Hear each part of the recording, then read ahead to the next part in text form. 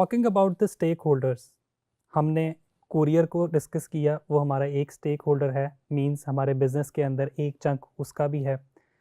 फिर हमने बात की कि हमारे पास पेमेंट गेटवेज की ऑप्शन मौजूद है, हमारे पास वो भी हमारे पास एक स्टेक होल्डर आ गया कि अगर हम बैंक्स के थ्रू जा रहे हैं और बैंक्स के अंदर पेमेंट्स को ट्रांसफ़र करवा रहे हैं।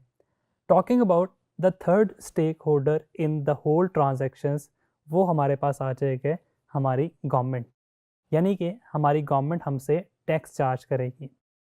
टैक्स के बारे में बात करते हैं और ये देखते हैं कि टैक्स अगर हम चार्ज करना चाह रहे हैं तो वो किस तरह से चार्ज कर सकते हैं और क्या हमें चार्ज करना भी चाहिए या नहीं। देखिए, मैं आपको रियलिस्टिक ग्राउंड जो है वो एक्सप्लेन कर रहा हूँ, रियलिटी क्या है मैं उसके बारे में आपको गाइड कर रहा हूँ साथ साथ। एक तो हम ऑन स्क्रीन चल के डिस्कस करेंगे टैक्स को, उससे पहले हम इस फिनोमेना को समझने की कोशिश करते हैं। नॉर्मली क्या है कि हमने जो शुरू में डिस्कस किया था कि टैक्सेस गवर्नमेंट आपसे चार्ज करती है और वो चार्ज करती है आपके नेशनल टैक्स नंबर के अगेंस्ट। जो आपका एनटीएन होता है यानी कि नेशनल टैक्स नंबर, उसके अगेंस्ट गवर्नमेंट आपसे चार्ज करती है टैक्स। मैंने आपको बताया कि जब आप बिज़नेस स्टार्ट करेंगे ई कॉमर्स का तो आप उसको रजिस्टर्ड करवाएंगे। जब आप रजिस्टर्ड करवाएंगे तो आपको एनटीएन मिलेगा। अगर आप पार्टनरशिप पे जा रहे हैं तो आपका बिज़नेस एनटीएन बनेगा। अगर आप सोल प्रोप्राइटरशिप पे जा रहे हैं तो उधर भी आपका एक बिजनेस का नेशनल टैक्स आइडेंटिटी या नेशनल टैक्स नंबर आपको अलॉट हो जाएगा। अब जब वो आपको अलॉट हो जाएगा तो आपने पूरा साल कमाया है उस पर कुछ टैक्स भी पे करना पड़ेगा। अब आपके पास मल्टीपल जगहों पे टैक्स जो है वो आपसे डिडक्ट हो रहा है। एक टैक्स ये है जो इस वक्त ई कॉमर्स इंडस्ट्री में इम्प्लीमेंटेड है आज की डेट में, इन फ्यूचर ये चेंज भी हो सकता है।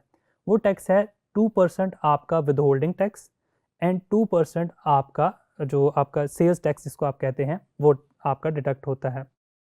अब नॉर्मली होता क्या है कि अगर आपने 2000 रुपये की प्रोडक्ट क्लाइंट को भिजवाई, आपका क्लाइंट ने वो प्रोडक्ट रिसीव करके कोरियर कंपनी को पैसे पे कर दिए।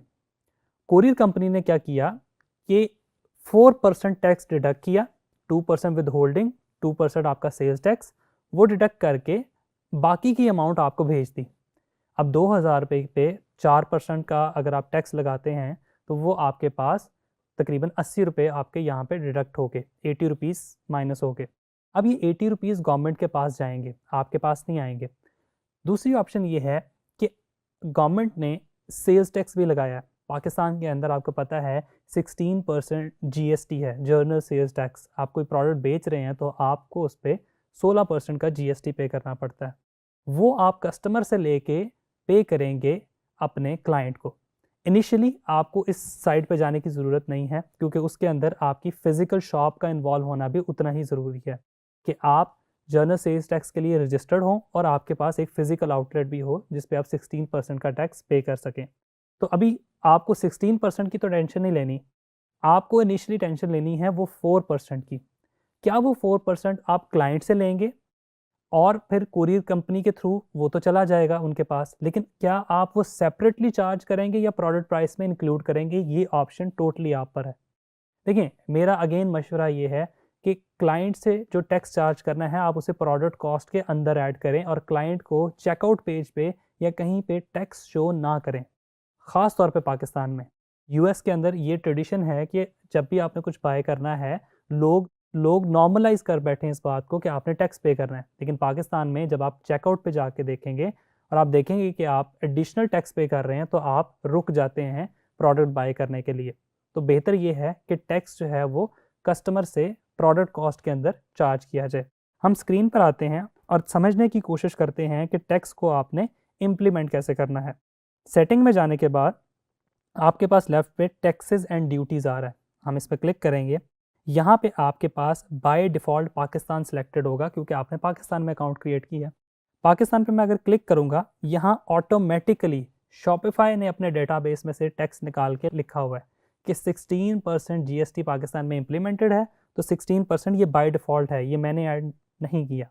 इसके बाद यहाँ पे 16% जो है वो बाय डिफ़ॉल्ट लिखा आ गया।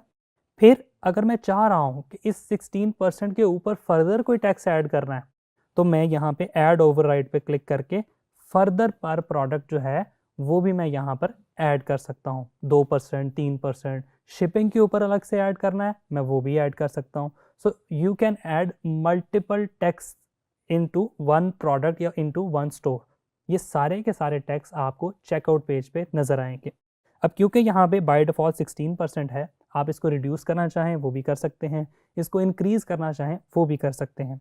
यहाँ से आप अपना टैक्स जो है उसको सेटअप कर लेंगे. सिंपली ये 16% बाय डिफ़ॉल्ट है, आप इसमें ऐड करना चाह रहे हैं कर लें.